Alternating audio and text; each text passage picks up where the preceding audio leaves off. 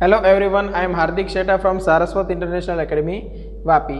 आज हम standard 12 subject physics chapter number 2 electrostatic potential and capacitance को आगे बढ़ाते हैं। तो लास्ट लेक्चर में हमने कैपेसिटर कैसे फॉर्म होता है, पैरेलल प्लेट कैपेसिटर का फॉर्मूला हमने डिराइव किया। अभी पढ़ते हैं polarisation and then effect of dielectric on capacitance. Polarisation पढ़ना है और उसके बाद effect of dielectric on capacitance समझना। तो पोलराइजेशन सबसे पहले समझते क्या है।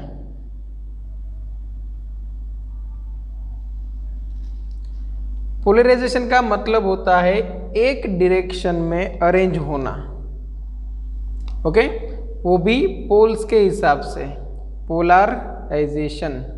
ओके, तो स्टार्ट करते हैं कैसे होता है ये सब। तो सपोज हमारे पास दो टाइप के मॉलिक्यूल्स है, एक है नॉन पोलर और एक है polar. Okay, non polar molecules का मतलब क्या हुआ। सपोज जैसे कि मैं बोलूँ H2O2, ये सब नॉन पोलर मॉलिक्यूल्स है जिसकी कोई फिक्स पोलरिटी नहीं होती। मतलब बोल सकते हैं कि जिसके अंदर पॉजिटिव चार्ज और नेगेटिव चार्ज का जो सेंटर है, सेंटर ऑफ चार्ज, वो एक ही पोजीशन पे फोकस्ड है। इसका मतलब क्या हुआ कि डिस्टेंस बिटवीन टू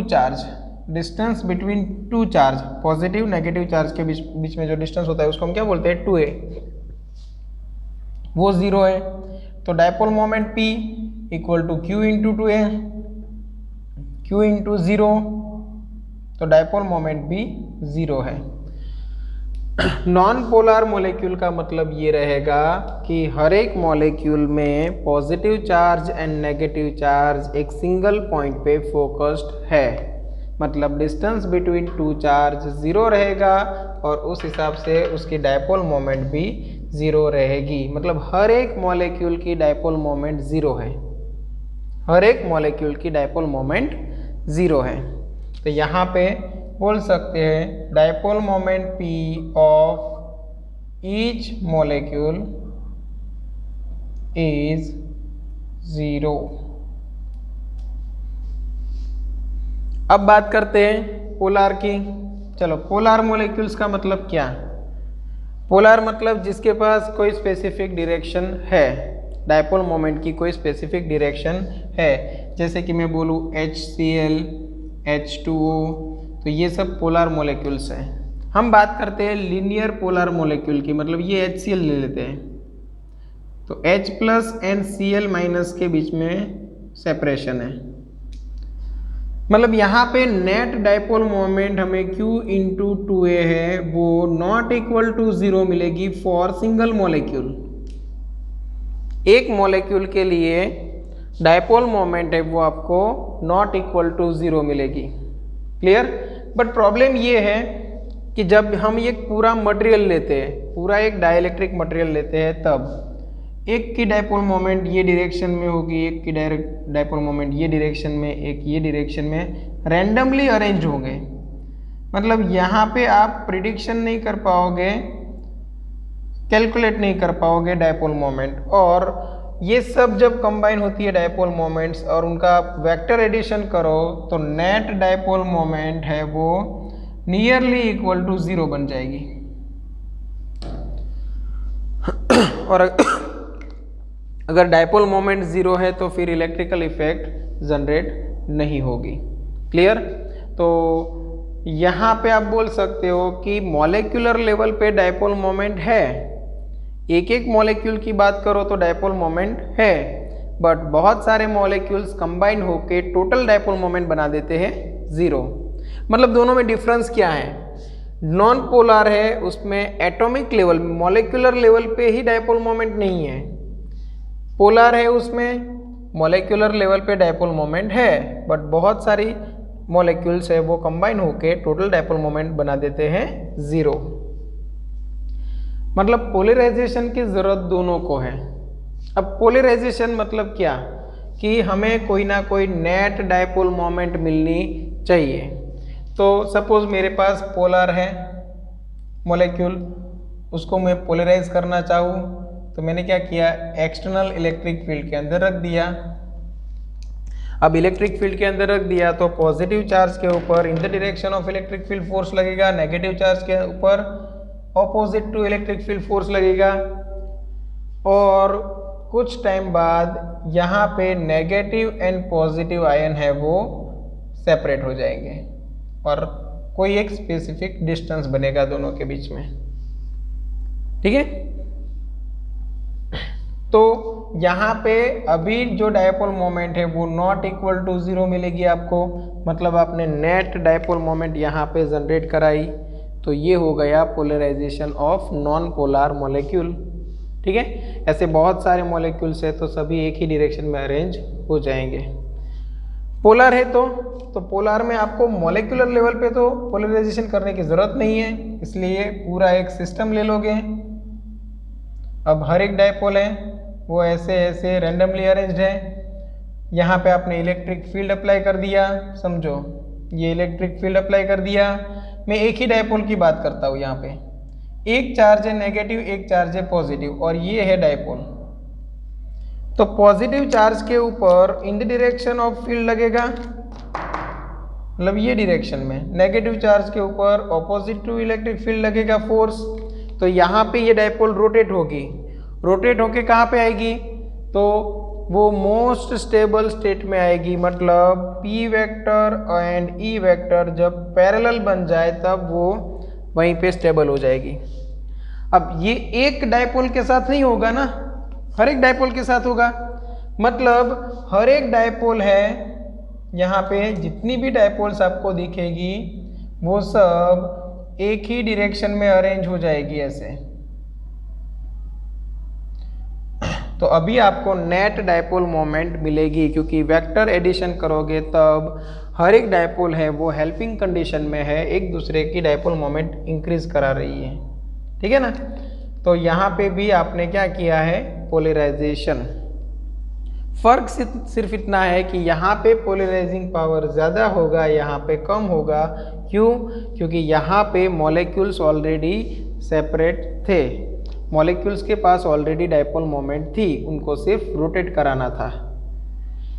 यहाँ पे मॉलिक्यूल्स है उसमें डायपोल मोमेंट नहीं थी, मतलब वहाँ पे डायपोल मोमेंट जनरेट करा के फिर सबको अरेंज करना था। क्लियर? ओके, ये हो गया पोलराइजेशन। अब पोलराइजेशन है वो आप परसेंटेज में भी दिखा सकते हो। सपोज सिस्टम के अंदर 100 डायपोल थी, उसमें से आपने इलेक्ट्रिक फील्ड अप्लाई किया और 30 अरेंज हो गई, मतलब 30% पोलराइजेशन हुआ है। ठीक है ना, तो वो किसके ऊपर डिपेंड करेगा, वो इलेक्ट्रिक फील्ड इंटेंसिटी के ऊपर डिपेंड करेगा। क्लियर ना, ये तो आप प्रैक्टिकल भी देखते हो कि सपोज आप स्कूल में बैठे हो, ठीक है, स्कूल में क्लासरूम में बैठे हो, मेरे जैसे कोई टीचर पढ़ा रहे हैं, तो पहले क्लास में कोई नहीं था तो 100 बच्चे थे वो बात कर रहे थे। जब मैं क्लास में एंटर हुआ तो 5 बच्चों ने बात करना बंद कर दिया, 95 अभी भी बात कर रहे थे, तो मेरी वजह से पोलराइजेशन कितना हुआ, सिर्फ 5%। 5 बच्चे थे वो इधर उधर सभी रैंडम घूम रहे थे, 5 बच्चे अरेंज हो गए, ऐसा समझ लो। फिर कोई दूसरे टीचर आए, ज़ोर से चिल्लाए, उनकी इंटेंसिटी ज़्यादा थी, तो 20 बच्चे थे वो अपनी पोजीशन में अरेंज हो गए। ठीक है ना, मतलब इंटेंसिटी ज़्यादा रहेगी उतना ही पोलराइजेशन ज़्यादा होगा। तो ये 20 बच्चे थे वो एक ही लाइन में अरेंज हो गए। सपोज उसके बाद डायरेक्टर मैम आए और 100 के 100 बच्चे चुपचाप एक ही लाइन में बैठ गए। ठीक है ना, तो यहाँ पे 100% पोलराइजेशन हुआ। तो पोलराइजेशन है वो डिपेंड करेगा फोर्स पे कि हम कितना फोर्स लगा रहे हैं। तो यहाँ पे इंटेंसिटी ऑफ इलेक्ट्रिक फील्ड जितना ज़्यादा उतना फोर्स ज़्यादा, फोर्स ज़्यादा उतना टॉर्क ज़्यादा, टॉर्क ज़्यादा तो उतना फटाफट ये डायपोल अरेंज होने लगेंगे। क्लियर है? तो सिंपल सी बात है कि आप पोलराइजेशन जब प्रोसेस करोगे तब यहाँ पे नेट डायपोल मोमेंट जनरेट होगी। नेट डायपोल मोमेंट की इफेक्ट किसके ऊपर आएगी, कैपेसिटेंस के ऊपर। अब वो कैसे, वो देखते हैं। क्लियर? तो अभी स्टार्ट करते हैं पोलराइजेशन इन कैपेसिटर। ओके, ये पैरेलल प्लेट कैपेसिटर आपके सामने रखा हुआ है और यहाँ पे जो चार्ज है वो हमने अप्लाई किया है एक्सटर्नल बैटरी की हेल्प से। बैटरी का पॉजिटिव टर्मिनल यहाँ पे कनेक्ट कर दिया, नेगेटिव यहाँ पे, तो ये प्लेट के ऊपर चार्ज आ गया। प्लेट का एरिया है A और सेपरेशन बिटवीन प्लेट है वो स्मॉल d। ओके, यहाँ पे जो चार्ज है, ये चार्ज और ये चार्ज, क्लियर। तो यहाँ पे जो चार्ज है उसकी वैल्यू हम चेंज कर सकते हैं, मतलब हम उतने फ्री है कि ये चार्ज की वैल्यू अपने हिसाब से सेट कर सके। तो इसीलिए ये चार्ज को बोला जाता है फ्री चार्ज। और फ्री चार्ज की जो डेंसिटी है उसको मैं नाम दे देता हूँ सिग्मा F। ओके, इधर आएगा वो माइनस सिग्मा F। क्लियर, चलो यहाँ तक क्लियर है। अभी यहाँ पे आपको पता है कि बाहर की ओर इलेक्ट्रिक फील्ड 0 है। ओके, आउटसाइड इलेक्ट्रिक फील्ड 0 है और अंदर हमें पता है तो इलेक्ट्रिक फील्ड मिलता था एक ही डायरेक्शन में। तो यहाँ से इस डायरेक्शन में, यहाँ से ये डायरेक्शन में आपको इलेक्ट्रिक फील्ड जो मिल रहा है वो नाम दे देते हैं E0। एक्सटर्नल इलेक्ट्रिक फील्ड को नाम दे देते हैं E0। चलो, E0 इज इक्वल टू क्या है? Electric field generated by free charge. Okay, electric field generated by free charge. Free charge का मतलब है कि आप उसकी वैल्यू चेंज करा सकते हो। तो यहाँ पे मैं लिखता हूँ electric field generated by free charge, तो वो E0 equal to sigma F upon epsilon naught आएगा। ये नाम दे दो इक्वेशन 1। अब हमारा टारगेट क्या है? कैसे भी करके ये इलेक्ट्रिक फील्ड की वैल्यू डिक्रीज करानी है। इलेक्ट्रिक फील्ड की वैल्यू डिक्रीज होगी तो पोटेंशियल डिक्रीज होगा, पोटेंशियल डिक्रीज होगा तो कैपेसिटेंस इंक्रीज होगा। क्यों? क्योंकि चार्ज है वो लीक नहीं होगा। ठीक है, पोटेंशियल कम है तो आसपास का मीडियम है वो आयोनाइज नहीं होगा, आयोनाइज नहीं होगा तो चार्ज है वो लीक होके अंदर नहीं जाएगा। अगर यहाँ का चार्ज यहाँ पे पहुँच गया तो कैंसिल आउट हो जाएगा, तो हम बोल सकते हैं कि चार्ज है वो डिक्रीज हो गया, चार्ज स्टोर करने की कैपेसिटी डिक्रीज हो गई। ओके, तो यहाँ पे हमने रख दिया डाई इलेक्ट्रिक मीडियम। अब डाई इलेक्ट्रिक मीडियम में आपको पता है क्या होगा कि डायपोल है वो किसी भी डायरेक्शन में अरेंज हो सकती है। ये सपोज एक डायपोल है तो यहाँ पे इस तरफ फोर्स लगेगा, यहाँ पे इस तरफ फोर्स लगेगा, ये रोटेट होके अरेंज हो जाएगी। क्लियर? एक्सटर्नल इलेक्ट्रिक फील्ड की वजह से ये रोटेट होके अरेंज हो जाएगी। अब अरेंज होगी तो फिर क्या होगा? तो यहाँ पे मैं ड्रॉ कर लेता हूँ। चलो, यहाँ पे एक नेगेटिव आएगा, यहाँ पे एक पॉजिटिव, नेगेटिव, एक पॉजिटिव, एक नेगेटिव, एक पॉजिटिव। ये अलग अलग डायपोल्स हैं। हम ज़्यादा नहीं दिखाते, यहाँ पे बहुत सारी होगी। यहाँ पे एक negative, positive, negative, positive, negative, positive.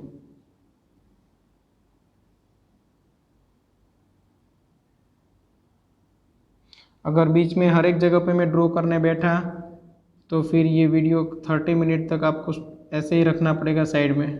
Sir आप आराम से ड्रॉ कर लो, हम तब तक माइंड फ्रेश कर लेते हैं। तो हम यहाँ पे इतनी ही डायपोल्स दिखाते हैं। ठीक है, जितना डायग्राम क्लियर रहेगा उतना आप अच्छे से समझ पाओगे। तो यहाँ पे क्या हो रहा है समझो, हर एक डायपोल की डायपोल मोमेंट इधर आपके लिए लेफ्ट हैंड साइड में है। ओके, तो अभी बात करते हैं ये जो डायपोल अरेंज हुई उसमें नेट डायपोल मोमेंट कितनी जनरेट होगी। तो यहाँ पे देखो ये पॉजिटिव नेगेटिव चार्ज मर्ज हो गया, एकदम नज़दीक है। क्लियर? तो ऐसे बहुत सारे पॉजिटिव नेगेटिव चार्ज है वो कंबाइन हो गए। क्लियर? तो डायपोल मोमेंट की इफेक्ट इतने चार्जेस की वजह से आएगी नहीं, क्योंकि ये एक दूसरे के साथ कंबाइन होके न्यूट्रल हो गए। इतना जो मीडियम है वो हो गया इंसुलेटिंग मीडियम। ये अच्छी बात है, क्योंकि अभी ये इलेक्ट्रॉन यहाँ पे आना चाहेंगे तो नहीं आ पाएंगे, और अगर नहीं आ पाएंगे तो यहीं पे स्टोर होके रहना पड़ेगा। तो चार्ज स्टोरेज कैपेसिटी हमारी इंक्रीज हो जाएगी। सेकेंड थिंग, यहाँ पे देखो ये नेट चार्ज इंड्यूस हुआ यहाँ पे, ये पॉजिटिव अंदर नेगेटिव के साथ कहीं पे कैंसिल आउट नहीं होता, क्योंकि ये नज़दीक थे इसलिए हम कैंसिल आउट कर पाए। ओके, तो यहाँ पे नेट पॉजिटिव चार्ज जनरेट हुआ, यहाँ पे नेट नेगेटिव चार्ज जनरेट हुआ। ये जो चार्ज है वो डिपेंड करेगा मटेरियल के ऊपर, मतलब इसकी वैल्यू हम अपने हिसाब से सेट नहीं कर सकते। ये चार्ज अपनी पोजीशन पे बाउंडेड है, इसलिए यहाँ पे जो चार्ज है उसको मैं बोलूँगा बाउंडेड चार्ज, और ये चार्ज की जो डेंसिटी है उसको मैं बोलूँगा बाउंडेड चार्ज डेंसिटी। यहाँ पे आएगा माइनस सिग्मा बी। अब ये बाउंडेड चार्ज की वजह से क्या होगा, बाउंडेड चार्ज की वजह से जो इलेक्ट्रिक फील्ड जनरेट होगा वो फ्रॉम पॉजिटिव टू नेगेटिव, मतलब यहाँ से ये डायरेक्शन में इलेक्ट्रिक फील्ड जनरेट होगा।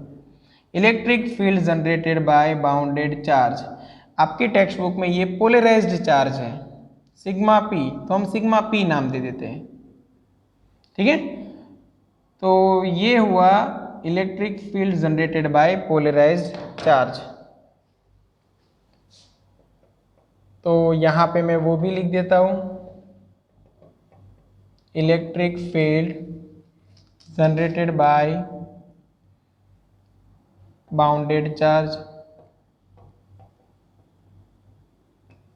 ओके, वो मैं नाम दे देता हूँ ईपी, पोलराइज्ड चार्ज की वजह से जो इलेक्ट्रिक फील्ड जनरेट होता है वो होगा sigma P divide by epsilon naught, ये इक्वेशन 2। क्लियर। जो ये फ्री इलेक्ट्रॉन्स थे उसकी वजह से इलेक्ट्रिक फील्ड ये डायरेक्शन में, बाउंडेड चार्ज की वजह से इलेक्ट्रिक फील्ड ये डायरेक्शन में, दोनों ऑपोजिट टू ईच अदर है, तो नेट इलेक्ट्रिक फील्ड है वो ई नॉट माइनस ईपी बनेगा, मतलब इलेक्ट्रिक फील्ड यहाँ पे डिक्रीज हुआ तो पोटेंशियल डिक्रीज हुआ तो कैपेसिटेंस इंक्रीज हुआ। अभी आपको समझ में आया होगा कि कैपेसिटर बनाने के लिए दो प्लेट के बीच में हम डाइलेक्ट्रिक मीडियम क्यों रखते हैं, ताकि हम कैपेसिटी इंक्रीज कर पाए। अब वो कितनी इंक्रीज होती है वो भी फॉर्मूला हम यहाँ पे डिराइव करेंगे, और कुछ प्रॉपर्टीज, ठीक है। तो यहाँ पे हुआ क्या है, पोलराइजेशन। तो पोलराइजेशन को हम P से डिनोट करेंगे, पोलराइजेशन इंटेंसिटी को, और उसकी डेफिनेशन क्या है, total dipole moment divide by volume. Okay, ratio of total dipole moment पर to given volume is known as polarisation intensity. तो मतलब polarisation P equal to total dipole moment, मतलब P total divide by volume. ये polarisation है P, यहाँ पे P total है वो क्या है, टोटल डायपोल मोमेंट है। अब टोटल डायपोल मोमेंट कितनी जनरेट होगी, टोटल डायपोल मोमेंट यहाँ पे कितनी जनरेट हुई, यहाँ पे जो चार्ज है वो टोटल चार्ज ले लो और डिस्टेंस बिटवीन टू चार्ज। अब डिस्टेंस कितना रहेगा, देखो ये जो पॉजिटिव चार्ज है वो ये प्लेट से एकदम नज़दीक है, ये नेगेटिव चार्ज यहाँ की प्लेट से एकदम नज़दीक होगा, मतलब डिस्टेंस है वो या इन दोनों के बीच में, वो दो प्लेट के बीच में जो डिस्टेंस है स्मॉल d उतना ही रहेगा। तो चार्ज है सिग्मा p, चार्ज है यहाँ पे QP into distance between two charge d divide by area into distance, ये volume equal to area into क्या हुआ, distance, area of any one plate into distance between two plate. तो ये total area volume आपको मिल गया। Clear. ये पूरा diagram 3D में, हाँ, मतलब मैंने यहाँ पे ये दो ऐसे ड्रॉ किए हुए ना, ये पूरा एक प्लेट है, ऐसी एक प्लेट है और उससे एक पूरा वॉल्यूम बनेगा। क्लियर। और वो वॉल्यूम रहेगा एरिया इंटू डिस्टेंस। ओके, यहाँ तक क्लियर है। अभी ये डिस्टेंस कैंसल आउट, मतलब पोलराइजेशन इंटेंसिटी है वो exactly equal to QP by A, and QP by A charge per unit area, वो है surface charge density sigma P। तो P इक्वल टू आपको क्या मिला, sigma P, polarisation intensity equal to charge per unit area. ये रहा आपका equation number 3। समझ में आया। पोलराइजेशन की डेफिनेशन याद रखना, the ratio of total dipole moment to given volume is known as polarisation intensity P. P equal to P total divide by volume. P टोटल equal to magnitude of any one charge, मतलब यहाँ का charge या तो यहाँ का charge, अंदर का देखना है bounded charge, QP into distance between two charge. Ending जो चार्जेस है उनके बीच में डिस्टेंस, मतलब वो क्या हुआ, स्मॉल डी. स्मॉल डी क्या है, distance between this two plate, divide by area into distance. Distance cancel. QP by area equal to sigma P. यहाँ तक आप स्क्रीनशॉट लेके रखो, फिर हम आगे बढ़ते हैं. अब यहाँ पे देखते हैं net electric field. Net electric field. चलो नेट इलेक्ट्रिक फील्ड अंदर क्या होगा आपको भी पता है, E नाम दे देते हैं, E0 माइनस EP. ये E0 है वो ऑलवेज ग्रेटर देन EP रहेगा. क्यों?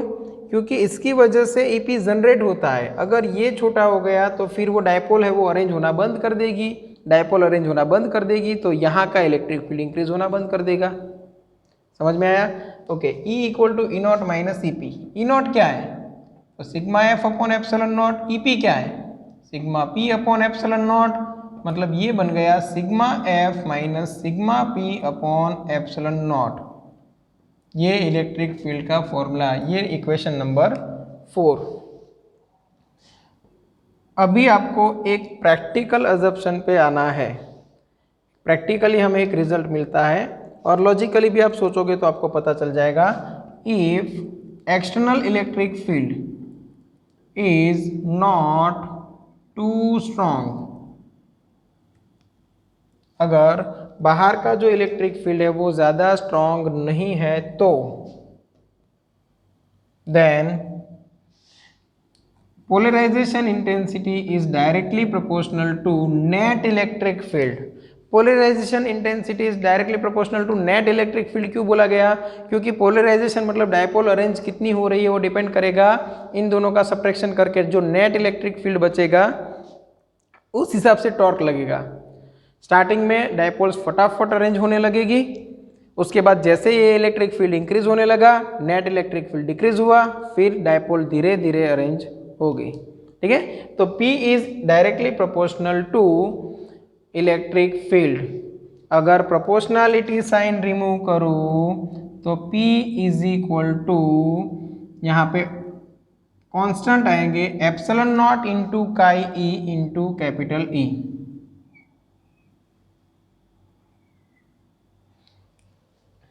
ओके. टेक्स्ट बुक में आपको दिया हुआ है P इज इक्वल टू काई E into capital E. Text book में यहाँ पे एप्सिलॉन नॉट नहीं है. क्लियर?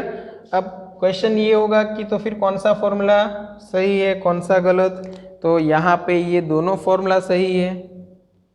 क्लियर?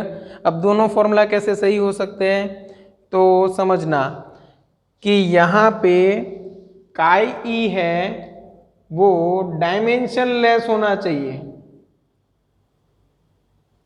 काई E है वो डायमेंशन लेस, मतलब काई का कोई डायमेंशन नहीं होना चाहिए. अब जब आप CGS की बात करो, समझना, जब आप CGS की बात करो तो एप्सिलॉन है वो खुद डायमेंशन लेस है, और जब आप SI यूनिट की बात करो तब जो है एप्सिलॉन है वो उसके पास कोई ना कोई डायमेंशन है. ठीक है ना? तो यहाँ पे जो काई E है उसको डायमेंशन लेस रखने के लिए SI यूनिट सिस्टम में एप्सिलॉन नॉट मल्टीप्लाई करना पड़ता है. यहाँ पे डायमेंशन लेस ऑलरेडी बन रहा है, इसलिए एप्सिलॉन की कोई ज़रूरत है नहीं, क्योंकि एप्सिलॉन है वो यहाँ पे भी आने वाला है इलेक्ट्रिक फील्ड के फॉर्मूला में 1/4 pi epsilon naught into Q by R square. Clear? अब वो कैसे, वो डिटेल में समझते हैं. ये दोनों फॉर्मूला सही है, याद रखना. ये आपको यूज़ करना है CGS में, ये यूज़ करना है SI यूनिट सिस्टम में. तो मैं यहाँ पे थियरी में ये रख रहा हूँ SI यूनिट सिस्टम के लिए, क्योंकि हमारा मोस्ट ऑफ द कैलकुलेशन है वो SI यूनिट सिस्टम के बेस्ड है. ओके. अब देखो ये दोनों फॉर्मूला कैसे आए. P directly proportional to E था, उतना प्रैक्टिकली हमें पता था. काई E क्या है वो बाद में बात करते हैं. काई E है वो इलेक्ट्रिक ससेप्टिबिलिटी ऑफ मीडियम है. काई E क्या है? Electric susceptibility of given medium है। ठीक है, अब इलेक्ट्रिक ससेप्टिबिलिटी का मतलब क्या है वो हम बाद में बात करते हैं, पहले यहाँ पे आते हैं। P is directly proportional to E था। ओके, अब पहले SI की बात करते हैं। तो P का यूनिट क्या होता है? पोलराइजेशन इंटेंसिटी, और वो कितना मिला था? सिग्मा P, मतलब चार्ज अपॉन एरिया, मतलब ये यूनिट था coulomb per metre square.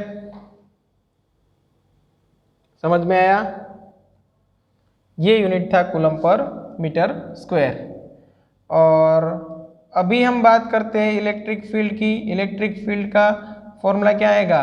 1/4 pi epsilon naught into coulomb per metre square, क्योंकि यहाँ पे Q/R² आएगा, मतलब 1/एप्सिलॉन और उसके साथ यूनिट था कूलम पर मीटर स्क्वायर। ये दोनों यूनिट सेम हो रहे हैं। समझ में आया? तो मैंने रख दिया P equal to epsilon naught chi E into E।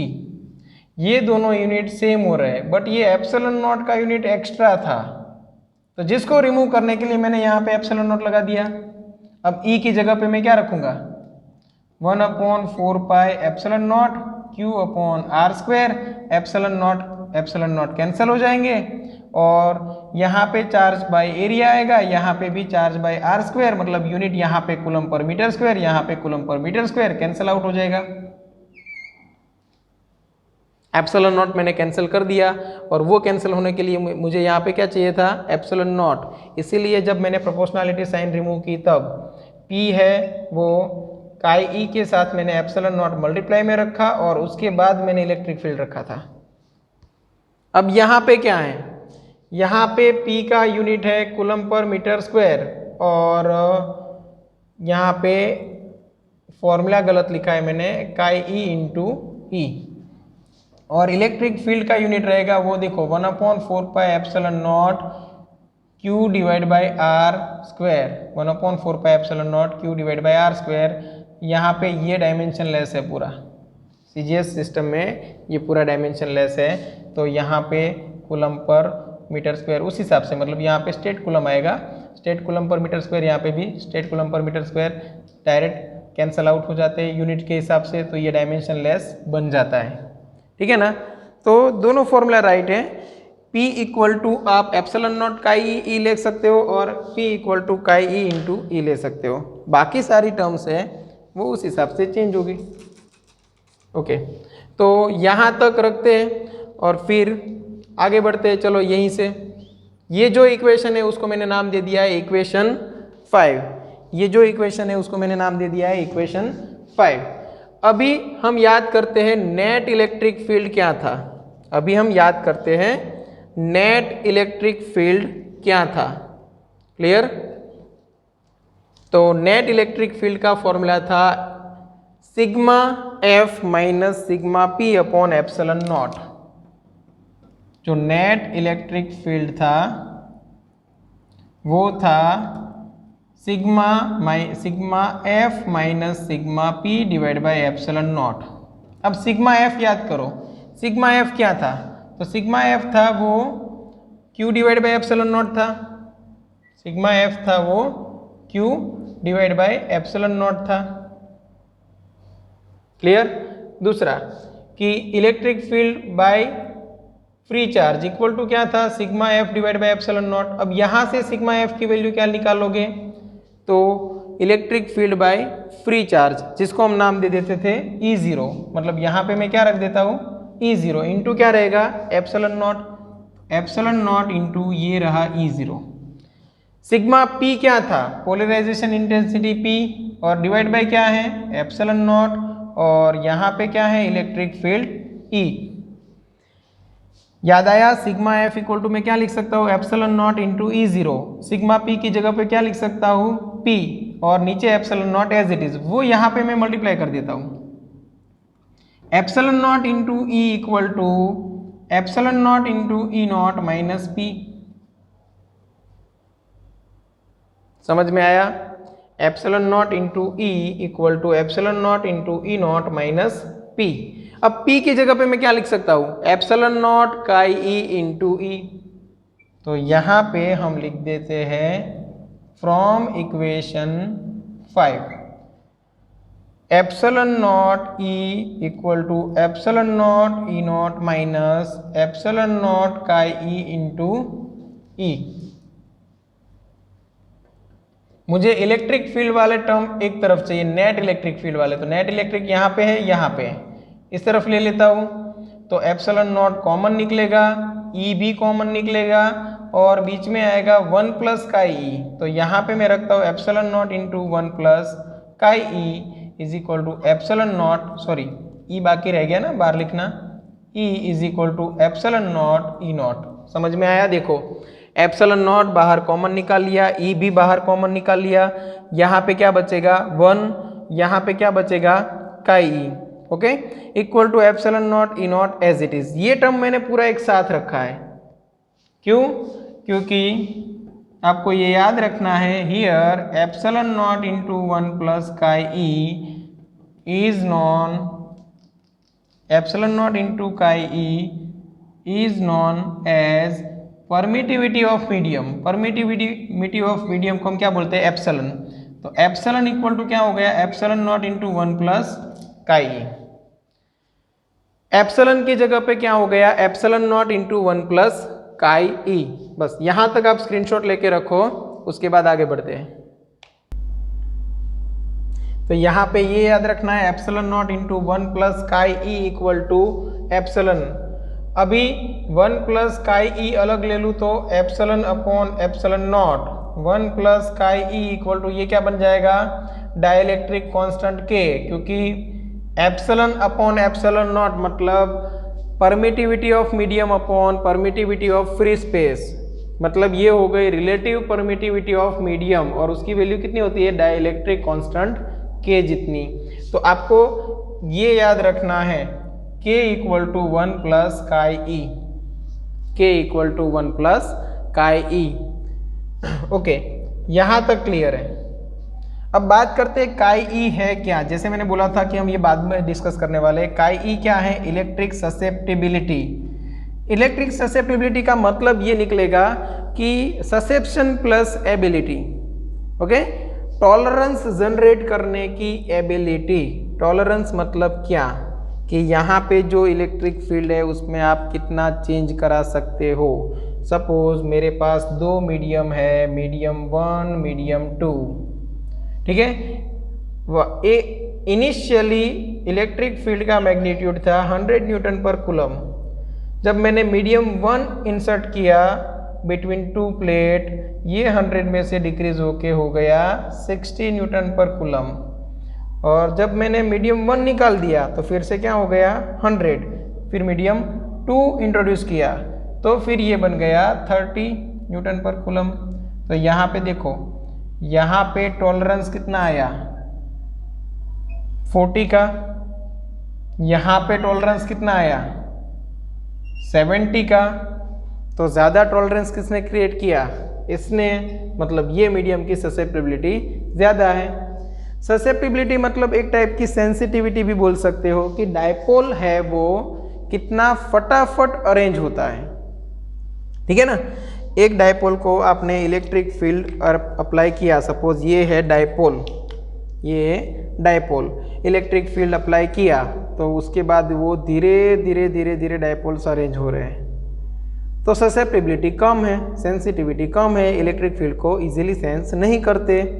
अगर ये डायपोल है, मैंने इलेक्ट्रिक फील्ड अप्लाई किया, ऐसे अरेंज हो गया, इसकी ससेप्टिबिलिटी ज़्यादा है, मतलब वो फटाफट इलेक्ट्रिक फील्ड को अपोज करना स्टार्ट कर देगा, इलेक्ट्रिक फील्ड की वैल्यू डिक्रीज कराएगा, ज़्यादा टॉलरेंस क्रिएट करेगा, मतलब उसकी इलेक्ट्रिक ससेप्टिबिलिटी ज़्यादा है।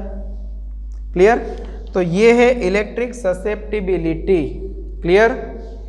ओके, अभी आगे की बात करते हैं। तो हमारा मेन फॉर्मूला क्या था, जहाँ से हम अलग हुए थे, मेन रास्ता है उसी पे चलना है। थोड़ी देर के लिए हम कुछ बातें समझने के लिए अलग हुए थे। तो हमारा मेन जो फॉर्मूला था वो ये था, epsilon naught into 1 plus chi into E equal to epsilon naught into E zero. उसमें ये टर्म समझने के लिए हम यहाँ तक आए थे। फिर वापिस आ जाते हैं अपने रास्ते पे। ये हमने समझ लिया epsilon naught into 1 plus chi E equal to epsilon होता है, 1 plus chi E equal to epsilon upon epsilon naught, 1 plus chi E equal to क्या बन गया के। अभी देखो ये पूरा मैं बोल सकता हूँ epsilon into epsilon naught, sorry epsilon naught into 1 plus chi E मतलब एप्सिलॉन, यहाँ पे electric field E equal to epsilon naught into E0, ठीक है ना। ये 1 प्लस का ई क्या बना है के, तो एप्सिलॉन नॉट कैंसल आउट, तो इलेक्ट्रिक फील्ड है वो रिड्यूस्ड होगा बाय फैक्टर के। अभी समझो इलेक्ट्रिक फील्ड है वो इनिशियल इलेक्ट्रिक फील्ड से के टाइम्स डिक्रीज हो गया, इलेक्ट्रिक फील्ड डिक्रीज हुआ तो पोटेंशियल भी डिक्रीज होगा, तो हैंस लिख सकते हो V इज V0 बाई के। और पोटेंशियल जब डिक्रीज होता है तब कैपेसिटेंस इंक्रीज होगा, तो कैपेसिटेंस है वो उसके लिए आप क्या करते हो, कैपेसिटेंस इक्वल टू लिखते हो Q बाई V। तो अगर मैं कैपेसिटेंस में ऐसे लिखूँ C बाई C नॉट, समझो ये हो गया कैपेसिटेंस इन मीडियम और ये हो गया इन फ्री स्पेस। मतलब यहाँ पे क्या है, बिटवीन टू प्लेट कोई एक डाइइलेक्ट्रिक मीडियम है। कैसा मीडियम है, डाई इलेक्ट्रिक, मतलब जिसके पास दोनों इलेक्ट्रिक प्रॉपर्टी है, positive and negative. Okay, positive and negative. यहाँ पे क्या है, फ्री स्पेस। फ्री स्पेस में सपोज हमें कैपेसिटेंस मिलता था C नॉट, तो यहाँ पे आएगा Q divide by V upon Q divide by V not, मतलब ये हो गया V not divide by V। अब V not divide by V कर दो तो यहाँ पे क्या मिल जाएगा आपको K, तो C अपॉन C नॉट equal to K, hence C equal to K into C नॉट। मतलब कैपेसिटी हमने K टाइम्स इंक्रीज करा दी।